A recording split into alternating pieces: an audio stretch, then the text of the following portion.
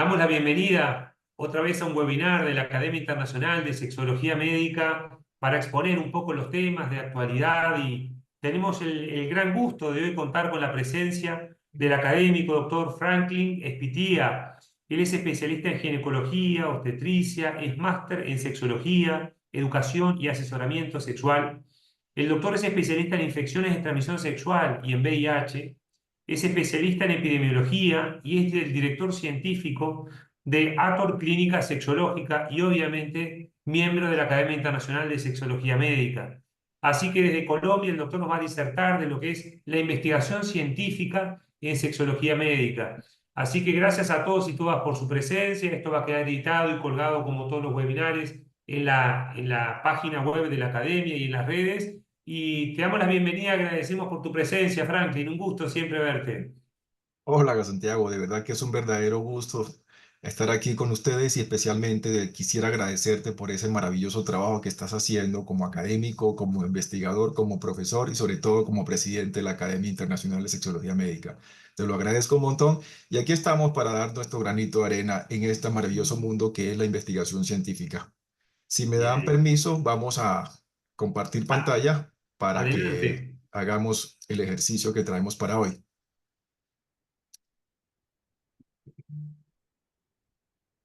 ¿Sí están viendo mi presentación?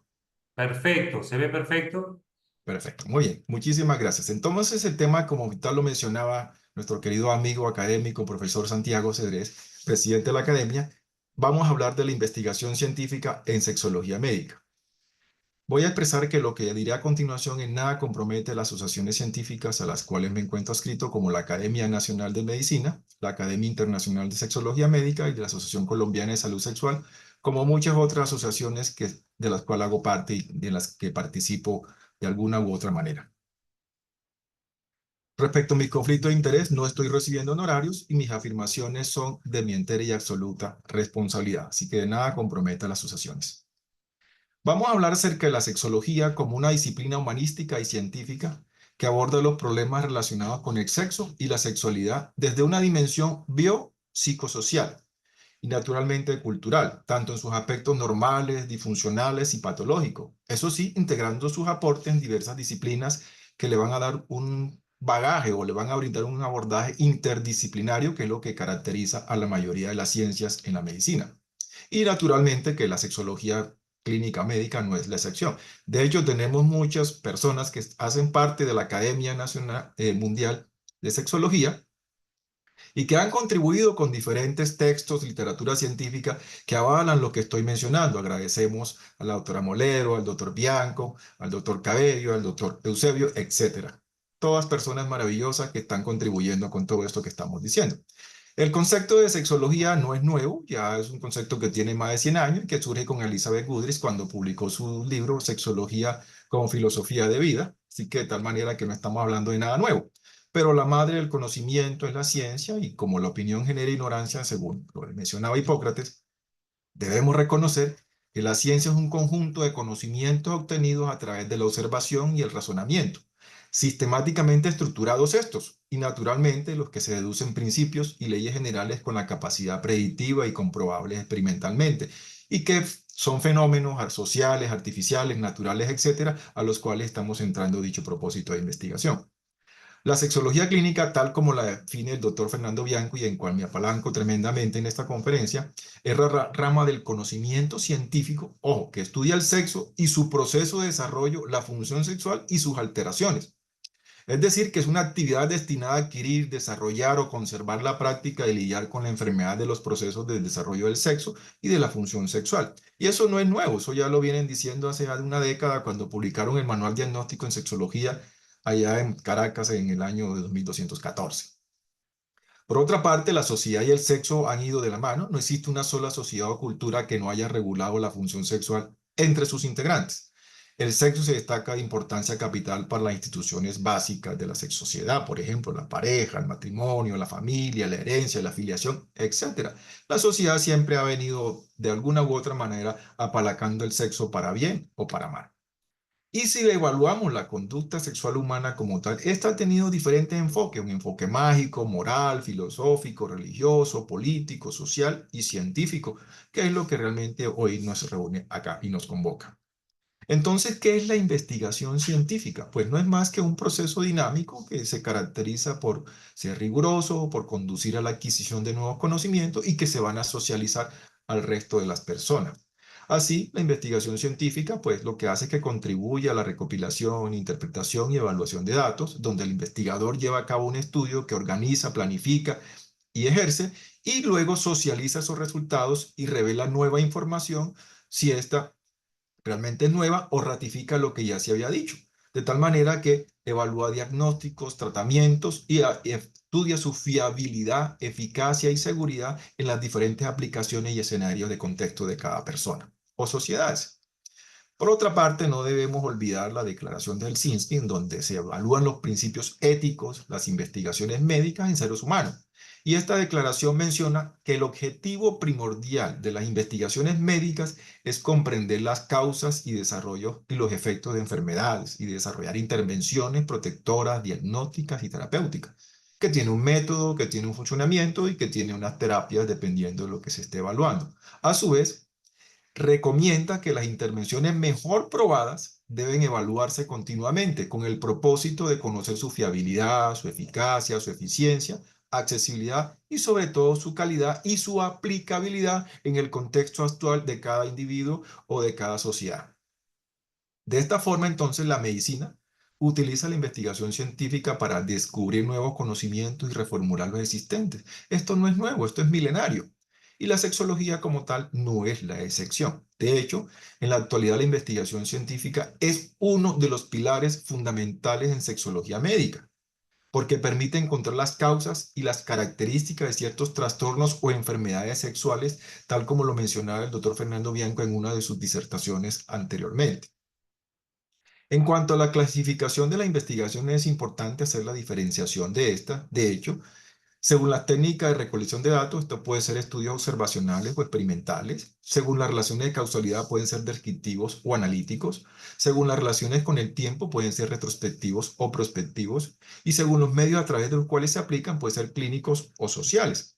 De tal manera que la sabiduría está en reconocer la propia ignorancia, pero también en difundir ese conocimiento nuevo que cada día estoy generando a través de las investigaciones.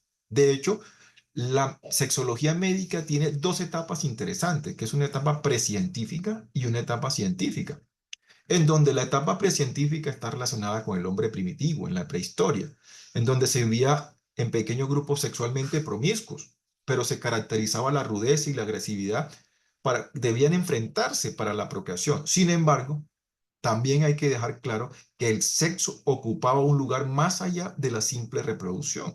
Y de eso hay mucha evidencia. El arte rupestre lo ha venido definiendo y demarcando en diferentes escenarios en donde se han encontrado este tipo de imágenes, de tal manera que ratifican la importancia de la actividad sexual desde el hombre primitivo.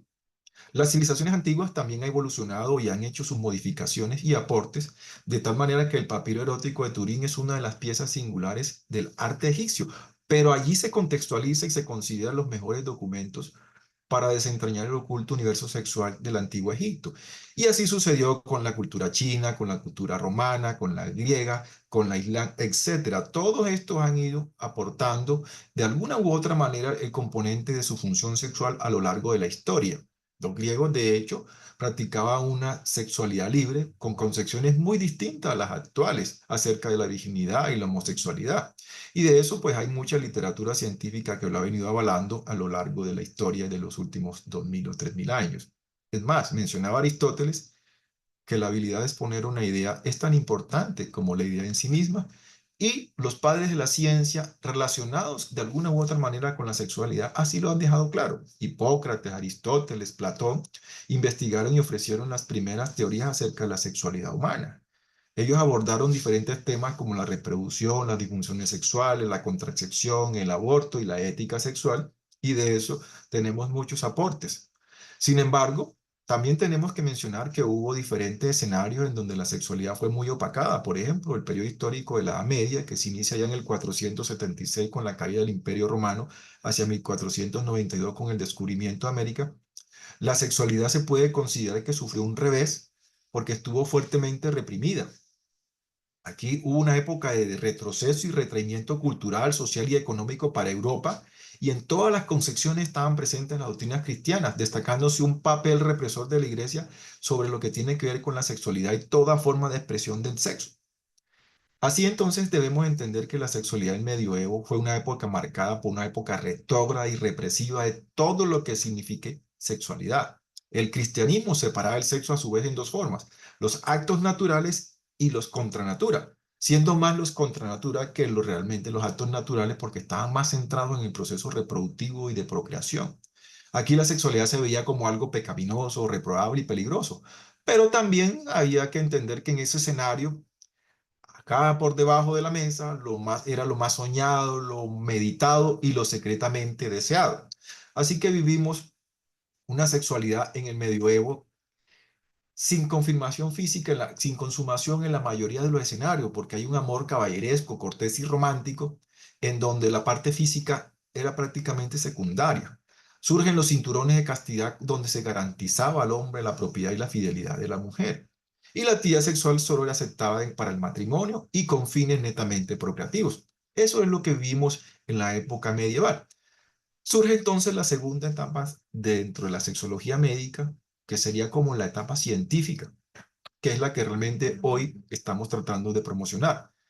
Basado en la edad moderna, a partir del siglo XV, cuando este periodo histórico universal que nace con la transición de la Edad Media a la contemporánea, que fue una época de cambios filosóficos y culturales, nace el humanismo renacentista, la revolución científica y la ilustración, y se dan grandes cambios en la ciencia y la tecnología que repercuten de alguna u otra manera en todos los escenarios de la vida de las personas, en lo laboral, en lo militar, en lo sexual y lo filosófico, tanto en Oriente como en Occidente, principalmente acá en Occidente. De hecho, el Renacimiento es una época de mucha ilustración y podemos ver que ya hay un escenario en donde la sexualidad es reconocida, la actividad coital, lo que podemos aquí mencionar que la primera resonancia in vivo de la actividad coital. En el barroco se hacen descubrimientos en la biología, la embriología, la anatomía, se habla ya de la próstata femenina, de la eyaculación femenina, se evalúa el coito y se va dando una importancia relevante a la salud sexual y la sexología se va ratificando como ciencia y como conocimiento médico. Sin embargo, también debemos entender que existen unos reveses en estas épocas, como se combate la masturbación y es señalada como el origen de la locura y de otros trastornos de las personas. Y aquí el sexo y la función sexual se convierten en temas prohibidos que solamente son tocados en dos escenarios, por los predicadores y los educadores. Y la mujer sigue siendo una mujer con pocos valores, con escasa capacidad de respuesta sexual, de acuerdo a lo que se promociona en ese momento y se considera inferior al hombre. Y se considera que tampoco debe desear ni sentir placer durante la actividad sexual. Es decir, que sigue habiendo mucha represión, a pesar de que estamos hablando de una época mucho más reciente. Aquí la sexualidad es considerada como degradante, vergonzosa y pecaminosa. Y pensar en una investigación en su momento algo científico, pues definitivamente tenemos que decir que eso no era considerado. Para más pruebas, pues la época victoriana, en la época de Victoria de Gran Bretaña, pues es una época marcada por un puritanismo exagerado, una tremenda represión sexual, en donde hay una infravaloración de la mujer una vez más y se le hace responsable de todos los males sociales de la época. Esto representa como ninguna otra época una doble moral.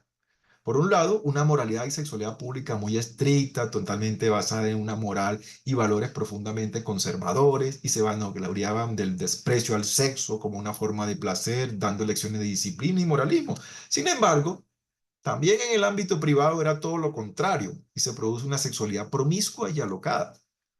Se transgrede todo comportamiento, entre comillas, decente y se desenvuelve un mundo sexual oculto donde la promiscuidad, la pedofilia, la prostitución y el adulterio es algo habitual, es el pan de cada día en esas entreveses debajo de la sábana, detrás de las cortinas y debajo de la mesa. De hecho, esta doble moral victoriana consistía en mantener una fachada sobria y conservadora ante la mirada de los amigos y conocidos, pero en la vida privada se transgredía cometiendo los más increíbles actos sexuales. Así que la función sexual aparece una serie de investigadores como Craig y Evin que muestra una clasificación y comprensión de diversas condiciones o trastornos sexuales y llamó la psicopatología sexual. Aparece también Frank Joseph con algunas ilustraciones en donde relacionaba el comportamiento y la personalidad de los individuos con la morfología de las distintas áreas de su cerebro. Aparece, por ejemplo, Samuel Tissot, que consideraba la masturbación como una debilitación o algo que afectaba al hombre. De hecho, asevera que la pérdida de una onza de semen a través de la masturbación supone un debilitamiento equivalente a la pérdida de 40 onzas de sangre. Entonces, todo ese onanismo que describe y esa forma como critica la masturbación también fueron haciendo que surgieran corrientes diferentes que pensaran distinto y que enriquecieran el ejercicio de la sexualidad, como es el caso del Marqués de Sade, que a finales del siglo XVIII introdujo un nuevo concepto del placer sexual que en su época, pues también hay que entender, fue entendido como una incitación al crimen y a la perversión. De hecho, este promocionaba que sus obras la apuestan a la libertad sexual y el sentido de disfrutar de la propia sexualidad más allá de los pudores y de las limitaciones que le imponían la cultura y la educación en su momento. Podríamos decir que era un hombre avanzada para su tiempo. Así que en las edades de la historia, pues tenemos una edad antigua en donde había una sexualidad que se puede considerar antes del surgimiento de la escritura, la prehistoria, pero aparece luego la caída del Imperio Romano en Occidente, hasta la caída de Constantinopla y hasta la Edad Media, con sus propias represiones en el Medioevo, surge la Edad Moderna, que si bien era un poquito más de estudios de la ciencia, se combatía de todas formas la sexualidad, no con el mismo rigor, pero sí con ciertas limitaciones que venían heredadas del Medioevo, hasta que llegamos a la Revolución Francesa y la edad contemporánea en la actualidad, que es lo que ya viene desde el punto de vista de la investigación, de la revolución sexual, de la liberación sexual, en donde se da ese cambio, que se desafían los códigos tradicionales relacionados con la concepción de la moral sexual hacia un comportamiento sexual humano y de relaciones sexuales con una visión diferente que veníamos heredando de la historia que he mencionado. De hecho, esta liberación sexual tuvo su inicio hacia 1960 y su máximo desarrollo entre 1970 y 1980, cuyas consecuencias y extensión siguen hoy vigentes, y podremos decir que gracias a todo esto, a una sexualidad mucho más incluyente, diversa y con mucha más información y conocimiento científico. Podríamos hablar entonces de un humanismo científico en donde un humanista en esta línea es una persona sensible a los problemas de la sociedad. Eso incluye la actividad sexual o el sexo o la sexualidad en general, comprometida con esa sociedad, con la que comparte valores e inquietudes desde el punto de vista axiológico, económico, moral, religioso, espiritual, etcétera, y a la que también rinde cuentas mediante la divulgación y comunicación de los resultados de sus investigaciones. Es decir, que ese principio o ese refrán que se promocionaba se hace cumplir. Sin engaño la aprendí y sin envidia la comunico y a nadie escondo sus riquezas, porque es un conocimiento opuesto a la libertad de la humanidad. Ahí nace su humanismo del siglo XIX y siglo XX, en donde la sexualidad comparte la investigación, el conocimiento, la interdisciplinaridad, aceptando la intersexualidad y entendiendo la sexualidad en un componente biopsicosocial. Es un escenario mucho más amplio y que facilita que muchas otras personas y otros investigadores vean la sexualidad desde lo social y no como algo meramente biológico, sino biopsicosociológico.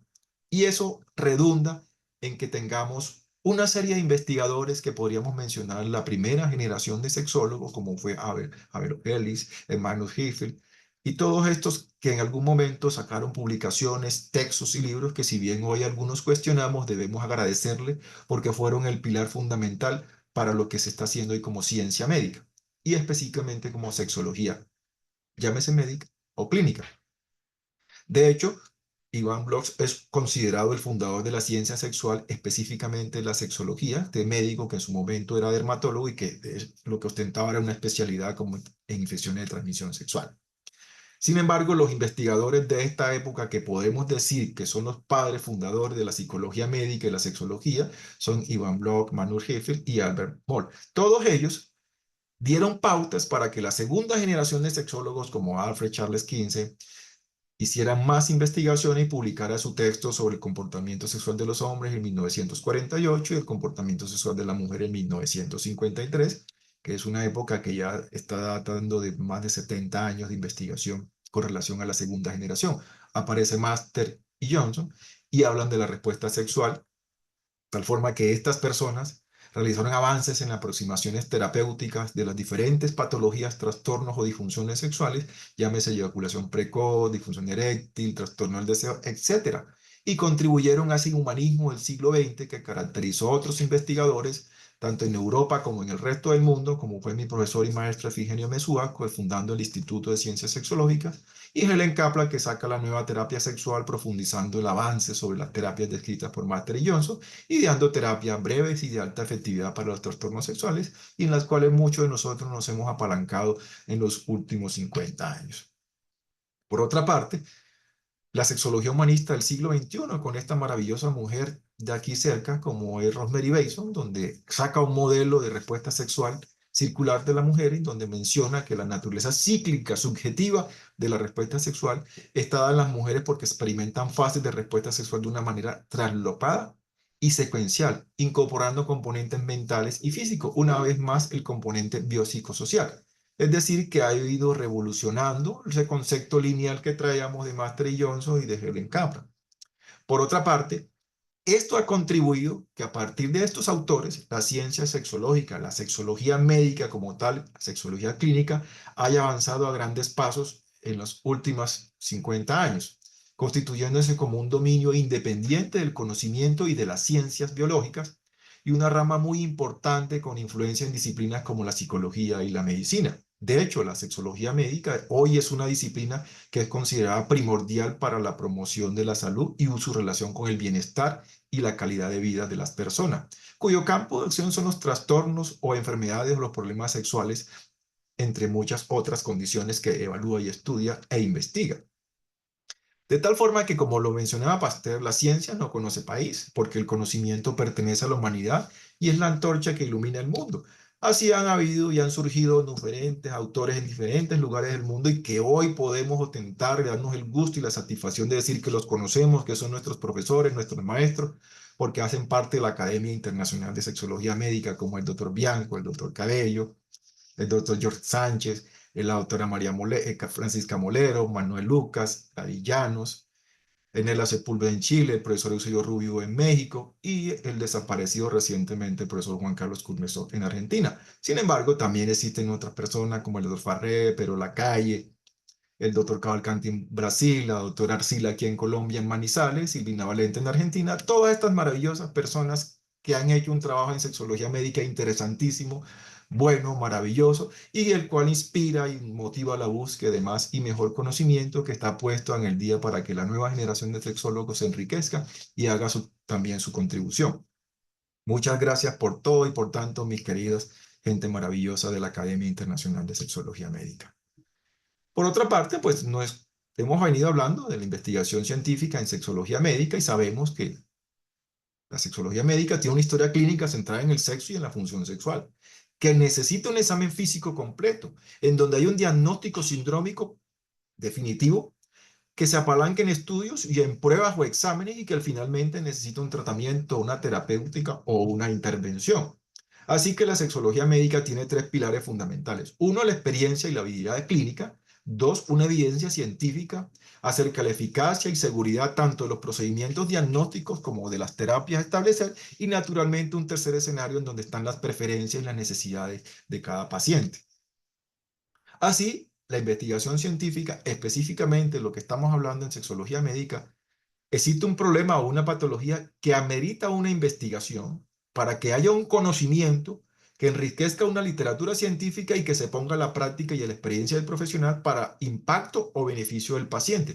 A su vez, ese conocimiento tiene que tener una calidad, una evidencia que esté centrada en investigación o en literatura científica ya establecida y probada, para que los resultados definitivamente sean satisfactorios y no sean cuestionados. Nace la medicina basada en la evidencia, que si bien pareciera nueva, ya está pasada de las 3 décadas, en donde el doctor David Lawrence Sackett mencionaba y era muy enfático al decir que los buenos médicos utilizan tanto su experiencia clínica individual como la mejor evidencia externa. Ojo, que ninguna de las dos aisladamente es suficiente. Hay que hacer un engranaje. Y sin experiencia clínica, pues la práctica médica corre el riesgo de ser tiranizada por la evidencia. Y sin la mejor evidencia actual, la práctica médica corre el riesgo de perder actualidad rápidamente en detrimento de los pacientes. De tal manera que hay un engranaje entre lo clínico individual y la evidencia científica persistente, porque de la una va de la mano de la otra de una manera engranada. Así, como les mencionaba, los sexólogos de la segunda generación, como el caso de 15, que hizo 5.300 entrevistas personales con hombres y sacó una serie de conclusiones y de resultados. Lo mismo hizo con mujeres, 5.490, y nos arrojó unos datos interesantes que hoy todavía validamos. Lo mismo hizo Master y Johnson, que fueron los que evaluaron el ciclo de respuesta sexual y dieron las 4 fases de excitación, meseta, orgasmo y resolución. Y estas personas, estos 2 investigadores, fueron los que iniciaron los primeros el método experimental y de laboratorio en el estudio de la respuesta sexual, es decir, de la sexología médica como investigación científica. Y de eso ya datan más de 50 años. Kaplan también habló de la eyaculación precoz y un manual ilustrado de terapia sexual, diferentes textos que están a la mano y que nos han servido para ayudar a muchísima gente a lo largo del mundo. Pero también propuso una modificación del modelo de respuesta sexual de Master y Johnson y desaparece para ella la fase de meseta, pero añade la fase de deseo. Y eso pues ha hecho que surja más conocimiento, más ciencia, y es lo que nos está convocando en el día de hoy, porque sin datos solo eres otra persona más dando su opinión. Y cuando uno investiga siglo XVIII, siglo XIX, siglo XX y siglo XXI, miren lo que encontramos. Las publicaciones científicas en salud sexual han pasado de una mediana de 3 hace 100 años a 400 en la actualidad. Es decir, que esto se ha multiplicado tremendamente la producción científica de estudios en salud sexual, y eso incluye la sexología. De hecho, cuando uno busca en PubMed las disfunciones sexuales, encuentra que las mujeres hay en los últimos 80 años 50.368 publicaciones. En el caso de las disfunciones sexuales masculinas, si bien el dato es más inferior, no es tan insignificante porque son 36.460 publicaciones en los últimos 79 años. Y cuando evaluamos entonces la prevalencia de disfunciones sexuales centrado en estas investigaciones, llegamos a conclusiones muy válidas y que ya todos conocemos, que las mujeres tienen más disfunciones sexuales que los hombres y que el trastorno o la disfunción sexual más presente en mujeres es el trastorno del deseo y en hombres los trastornos orgánicos caracterizados por la eyaculación temprana o precoz. Y de ahí surgen un montón de publicaciones centradas en las terapias o intervenciones sexológicas. Lo mismo, en los últimos 80 años, 34.804. Mire cómo se ha ido enriqueciendo la publicación científica de las intervenciones sexológicas. Y sabemos que las terapias están centradas en educación, terapia cognitivo-conductual, en la terapia farmacológica y en las terapias quirúrgicas si fuera el caso. De ello entonces surge un nivel de evidencia en donde partimos desde lo que es desaconsejable hasta lo que es muy recomendable, que llamamos evidencia 1A hasta 2A. ¿Y cuál es la mejor evidencia científica para uno avalar los estudios? Pues los ensayos clínicos controlados aleatorizados o en su defecto lo que prima, que son las revisiones sistemáticas, específicamente los metaanálisis de ensayos clínicos controlados aleatorizados bien diseñados. Y en eso, la sexología médica ha sido muy enfática y productiva, tal como lo he mostrado en las últimas diapositivas, porque las intervenciones, llámese consejería, cambios conductuales, psicoterapia, terapia de pareja, terapia cognitivo-conductual, mindfulness, farmacoterapia, dispositivos, cirugías, etcétera, han venido promocionando estudios como estos. Mire, nivel de evidencia 1, grave recomendación A, validez interna buena, lo cual significa que son publicaciones que a uno le sirven para demostrar que la sexología médica es una ciencia que cada día con sus diferentes intervenciones está generando más y mejor conocimiento y sobre todo con una validez centrada en la evidencia médica reciente. De hecho, este estudio me parece muy interesante porque fue publicado ya hace prácticamente una década y son 3 ensayos controlados que respaldan la terapia cognitivo-conductual y el mindfulness, con un nivel de evidencia 1, grado de recomendación A, validez interna buena, que lo clasifica en lo máximo de las investigaciones científicas. Y así podemos seguir haciendo revisiones sistemáticas como esta, que es mucho más reciente, en donde apenas cumple un lustro y no está mostrando un nivel de evidencia o una recomendación validez interna buena de todas las prácticas que se están haciendo con respecto a intervenciones sexológicas. De hecho, en la Academia Internacional de Sexología hay gente que investiga y produce mucha literatura científica a nivel sexológico, como el doctor Francisco Cabello, el doctor Pedro Lacalle, que tiene estas publicaciones maravillosas, la misma doctora Francisca Molero. Yo personalmente he hecho también algunas modestas contribuciones a la investigación en sexología clínica y sexología médica, tratando de enriquecer este escenario académico, de tal forma que el futuro que nos espera dentro de la sexología médica es que esta debe ser clínico-científica y desde el punto de vista de la educación sexual, porque esos son dos escenarios donde tiene que moverse la sexología médica. Pero usted también tiene que caracterizarse qué tipo de sexólogo es, y ahí me alineo con el doctor Fernando Bianco cuando dice si usted va a ser un educador, un orientador o va a ser un médico. Allí entonces la intervención sexológica clínico-científica está apalancada en investigación, pero centrada en la interdisciplinariedad para prevenir y tratar trastornos o patologías que involucran el sexo y la sexualidad.